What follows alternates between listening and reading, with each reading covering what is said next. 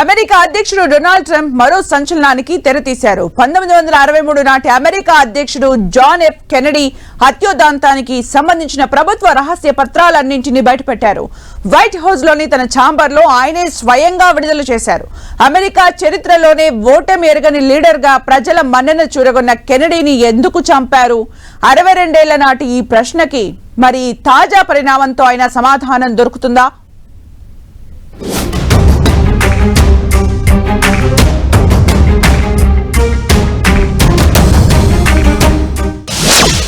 రెండేళ్ల నాటి సంచలనం అది.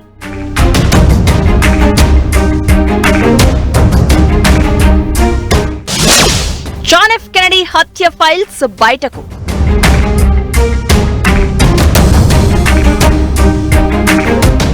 చరిత్రలో కొన్ని సంఘటనలు ఎప్పటికీ మిస్టరీగా మిగిలిపోతాయి.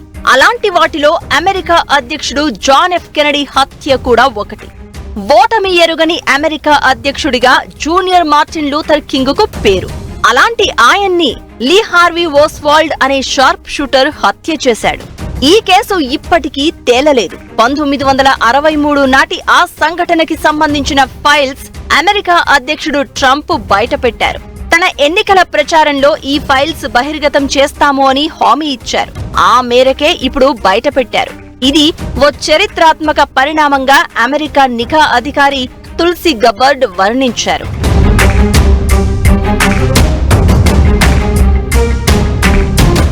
దాదాపు 80,000 పేజీల డాక్యుమెంట్స్ ఇవి. ఇందులో ఎలాంటి సవరణలు కూడా చేయలేదు. ఫలితంగా జాన్ ఎఫ్ కెనడీ హత్యోదంతంపై ఇప్పటి వరకు ప్రభుత్వం వద్ద భద్రంగా ఉంటూ వచ్చిన సీక్రెట్ డాక్యుమెంట్లు, ఇతర రికార్డులు యథాతథంగా వెలుగులోకి వచ్చినట్లయింది.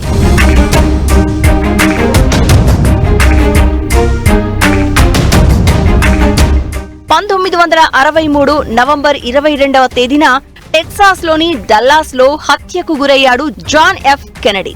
కాన్వాయ్ లో ప్రయాణిస్తున్న సమయంలో లీ హార్వీ ఓస్వాల్డ్ అనే షార్ప్ షూటర్ ఈ హత్య చేశాడు. అప్పటి సోవియట్ యూనియన్ తో అతనికి సంబంధాలు ఉన్నాయంటూ వార్తలొచ్చాయి. కెనడీ హత్య జరగడానికి 4 నెలల ముందే, అంటే 1963 జూలైలోనే ఫెడరల్ బ్యూరో ఆఫ్ ఇన్వెస్టిగేషన్ అధికారులు దీనికి సంబంధించిన సమాచారాన్ని పసిగట్టినట్లు డాక్యుమెంట్లలో రికార్డ్ అయింది. కెనడీని హత్య చేయడానికి ఓస్వాల్డ్ ప్లాన్ చేశాడని ఫెడరల్ ఏజెంట్లు ముందుగానే హెచ్చరించినట్లుగా కూడా ఈ ఫైల్స్ లో ఉంది. మరి ఎందుకు ముందుగానే జాగ్రత్త పడలేదు అనేది అంతుపట్టని అంశం.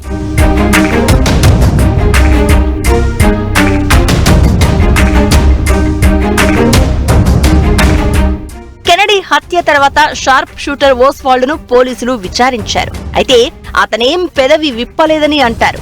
ఆ తర్వాత 2 రోజులకే అతను కెనడీ మద్దతుదారుల చేతిలో చనిపోయాడు. దీంతో అసలు కెనడీ హత్య వెనుక కారణం ఏంటనేది తెలియరాలేదు. మిస్టరీగా మారిపోయింది. ఈ హై ప్రొఫైల్ కేసును విచారించిన FBI, వారెన్ కమిషన్ ఓస్వాల్డే హంతకుడు అని నిర్ధారించారు. ఈ మేరకు అధికారికంగా ప్రకటన కూడా విడుదల చేశారు. అయితే ఓస్వాల్డ్ హత్య తర్వాత చాలా విషయాలు తెరపైకి వచ్చాయి. కెనడీ హత్యకు క్యూబాతో సంబంధం ఉందని కొందరు ప్రచారం చేశారు.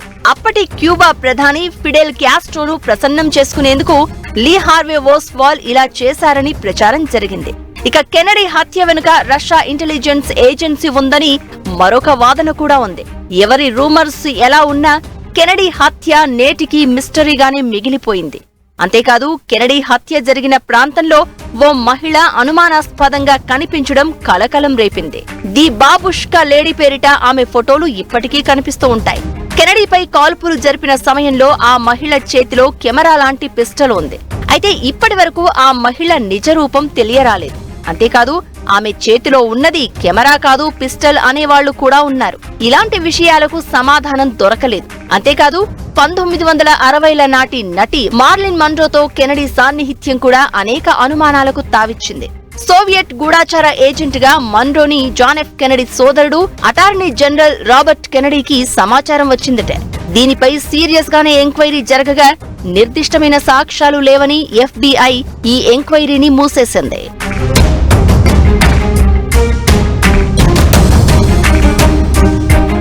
అమెరికా చరిత్రలో మోస్ట్ సక్సెస్ఫుల్ పొలిటీషియన్ అయిన జాన్ ఎఫ్ కెనడీ 1917 మే 29న బ్రూక్లిన్ లో జన్మించారు.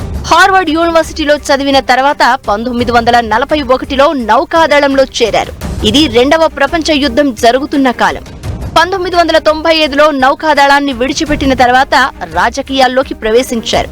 1946లో తొలి ఎన్నికల్లో పోటీ చేసి విజయం సాధించారు. ఆనాటి నుంచి కెనడీ ఎన్నడూ ఎన్నికల్లో ఓడిపోలేదు. అలా 43వ ఏటనే అమెరికా ప్రెసిడెంట్ గా 1961 జనవరి 20న బాధ్యతలు స్వీకరించగా హత్యకు గురయ్యే వరకు ఆయనే అధ్యక్షుడిగా ఉన్నారు. ఈయన విజయ యాత్ర గిట్టని వారే హత్యకి ప్లాన్ చేశారనే వాదన ఉండగా తాజా ఫైల్స్ క్లాసిఫికేషన్ లో ఏదైనా బయటపడుతుందేమో చూడాలి.